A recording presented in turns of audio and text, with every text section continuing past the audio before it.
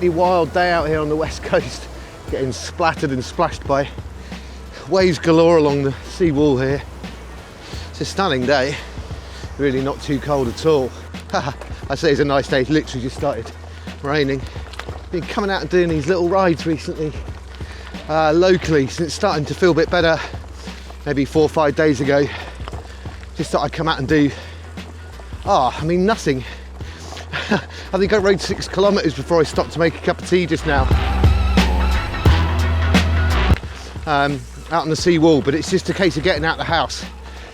I don't think I've done as little as I did, or have done, the week after we finished work. I realised just how burnt out I was. I mean, I know I was poorly, but just had no motivation. It's easy for you to say.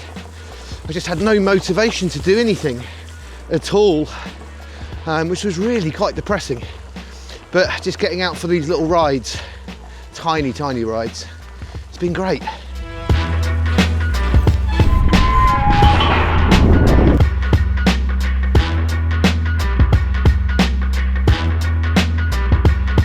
Getting out to ride some bits that I know, and some bits that I have discovered that are right literally on my doorstep that I just didn't know were there.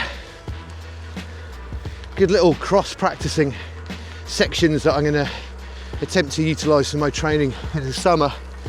I wouldn't mind doing a couple of cross races. I used to be able to ride up and down those steps back there once upon a time. I don't think I've got any cross skills left at all. I used to ride up those berms and banks as well. Maybe I'll give one a go. I mean, a bike weighs a ton, but let's give it a game and see what happens.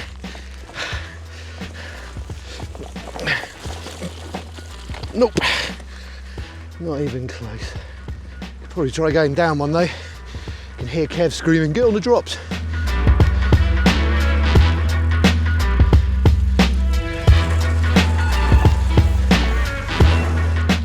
It's always used to be one of my little cross practice runs back when I was rubbish at cross in 2017. Now I'm even more rubbish at cross in 2022. But if I'm going to survive Gritfest, admittedly it'll be in the summer, if I'm going to survive Gritfest, I really need to get my act together. Just really trying to let the bike do its thing and trust it. It's really hard for me because so unused to the bike sliding. It's always a terrible thing to happen out on the road, isn't it?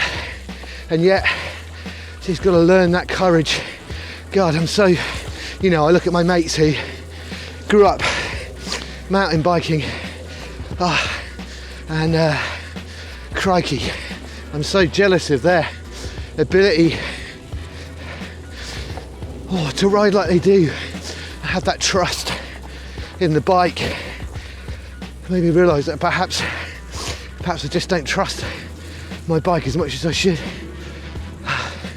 I've never professed to being very good at bike handling, but I think I go riding with my mates and it's so evident, so self-evident at how poor I am. But there's only one way to get better, and that's to get out and do it.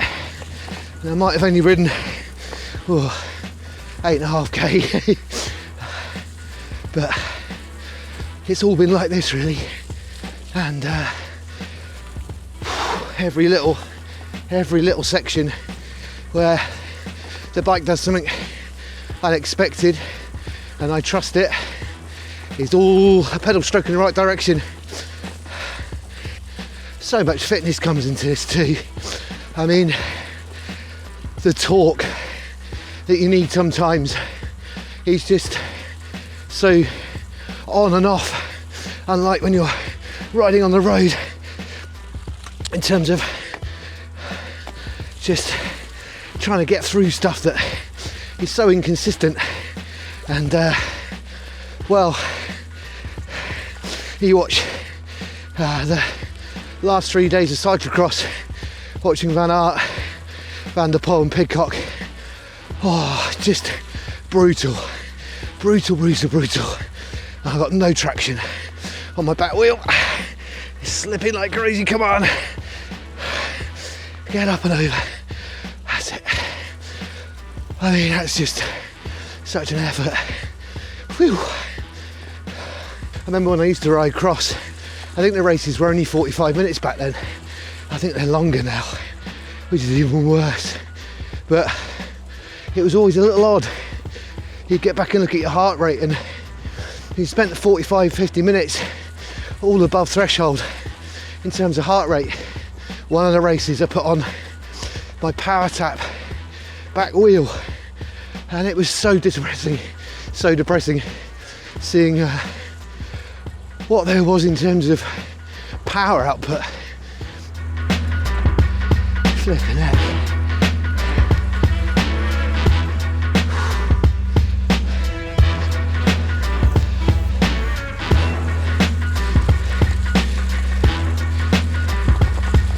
Make sure you hit the subscribe button, hit the notifications bell, leave a comment, give me a thumbs up. All those things really do help the channel. The bike's just going sideways.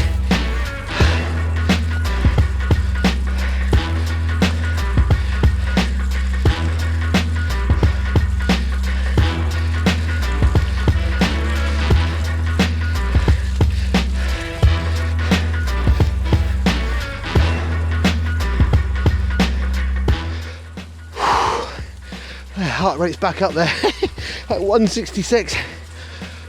I mean, I have the ability to push my heart right up, but I also have the ability to be a lot fitter and a lot less fat. Oh, that's quite enough of that silliness. I've actually been thinking about this whole idea of practice, what practice is, just a little bit more. Let's get out on the road.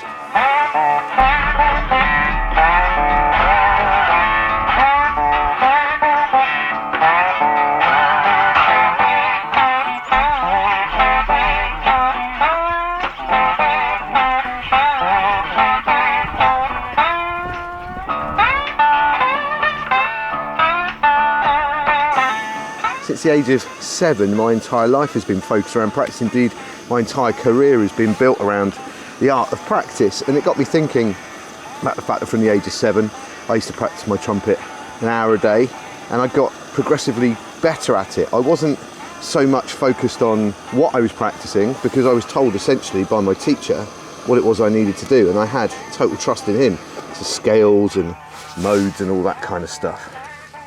When I moved on to the drums, that continued. I used to practice anything between 3 and 9 hours a day between the ages of about 14 and 17, something like that. And up until fairly recently, certainly the last 5-6 years, practice has always been a major part of my lifestyle. I think one of the problems with Malcolm Gladwell's 10,000 hours theory is that people think too specifically about what they're practicing, not just the fact that they are.